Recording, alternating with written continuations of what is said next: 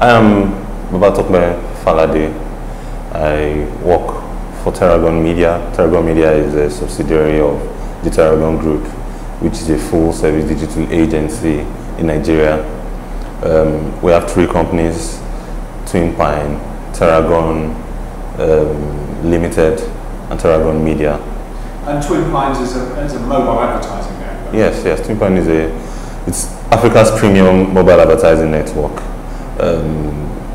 We work across Africa, and monetizing and managing inventory across for various publishers across Africa, and we've served billions of advertising impressions over time since inception.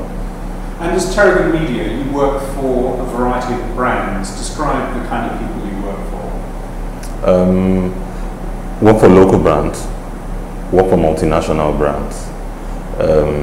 So basically, between those two, and work for FMCGs. So if we're going to break, what the sort of brands we work with do, we have some brands, cut across FMCG, brands in the mobile industry, some telecom operators, and basically pretty much that's it. And a mobile payments company. Okay. And we were talking earlier, we talked a couple of examples of kind of campaigns you've run. You ran one for Unilever. Talk me through that one. The campaign, we've actually run a couple of campaigns with Unilever, but the one worthy of note, that really captures local nuances in Nigeria is the Close Up Cupid campaign. It's a campaign that was run across mobile web, across desktop, and most importantly, using USSD, which is the SMS solution. Yeah. So when we got the brief with it's pretty much important to look at the background, and looking at Nigeria, I found out that a good number of people use advanced feature phones.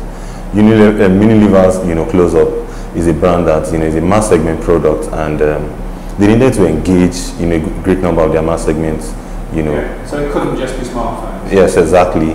And we needed to come up with an idea, and what we came up with was an SMS oriented game. That's a USSD game, compatibility game, where people could type in. For Valentine's Day. Exactly. So it was supposed to engage their audiences as a build up to the grand event, which was supposed to select winners that will go to Magnetic Island in Australia.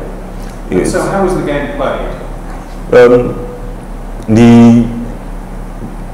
The game required you to opt into the system by sharing some of your details, your name, your sex, your location, and your age. So you are registered on the database that way. So whenever another registered user searches the system through some command, and they discover you, they send an invite to you, and you get to play with them. And it's pretty much important that so it's people, like a dating site in some ways. A dating service. It's more appropriate to target as a dating service. It was sort of a one-off. Sort of a game element to it. Exactly. It was supposed to determine compatibility of two different people. So you get different questions that would establish the compatibility of both people playing the game. And how many people played in the end? We had about 4,400 players. Yes, yes, we had about 4,400 players. And it culminated in a live event where... Of course. So, a good number of those people were invited for the event.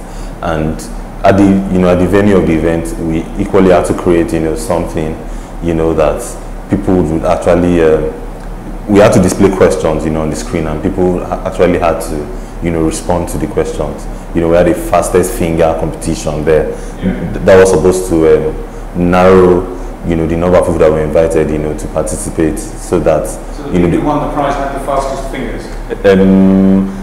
Some of the people that won the prize had, had the fastest fingers, because from those that participated in, that were shortlisted through the fastest finger competition, it was just a number of them that were selected as winners to go to Magnetic Island. Yeah. The other campaign was for the M-Money service provider, and it was done on apps. So give me the contrast.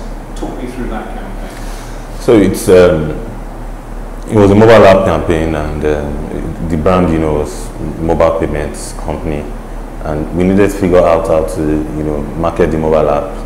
Marketing mobile apps in Nigeria, it's really a field that seems very dicey, and a good number of brands, and agencies have not gotten it right. So a brand app marketing campaign is supposed to be like shortening the conversion steps as much as possible. But what you have is people putting it on billboards. They spend more money on billboards to market the app. They spend more money on, the web. Just, not even mobile web. Not optimizing mobile web. So what we figured was, we just went, apart from the other, legs of the campaign, for ATL and regular web, we figured that we needed to do something that is customized and will give us the greatest results, and we opted to use Twinpine. I talked about Twinpine earlier as the premium mobile advertising network in Nigeria. So aside, banner advertising on Twinpine, we needed to, come up with something that was going to be more effective even within Twinpine. And we discovered that the in-apps, service of the in-app mobile advertising, actually, helped us with a lot of traction to, traffic, driving more traffic, especially considering the fact that those people who are already, seeing in-app ads are people that already have the culture of, downloading apps and interacting with apps. So we got a lot of results with that. And, there was the email marketing leg of things equally, which we equally got, a lot of results from.